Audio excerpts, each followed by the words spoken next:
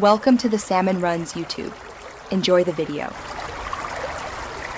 In this video, I will show how to replace a Jeep Grand Cherokee key fob battery. First, gather your tools, a small flathead screwdriver and a fresh CR2032 battery. Make sure you have a clean, well-lit area to work. Begin by locating the small slot on the side of your key fob. This is where we'll start the process to open it up. Now, insert the tip of your small flathead screwdriver into that slot. Gently twist the screwdriver to pry the two halves of the key fob apart. You should hear a slight click as it separates. Be careful not to use too much force, as the plastic can be fragile. Once open, you'll see the internal components and the old battery.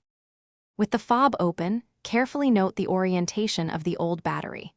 It's usually a CR2032 coin cell. Use your screwdriver to gently pry out the old battery. Now, take your new CR2032 battery and insert it, ensuring the positive side, which usually has a plus sign, is facing up. This is crucial for proper function. Finally, align the two halves of your key fob and press them firmly together until you hear a click, confirming it's securely closed.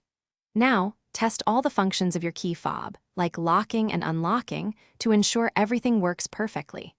And hey, if you're looking to upgrade your home, check out the Shark AI Ultra Robot Vacuum.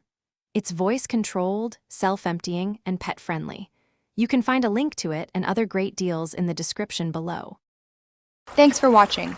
Consider subscribing if we helped you.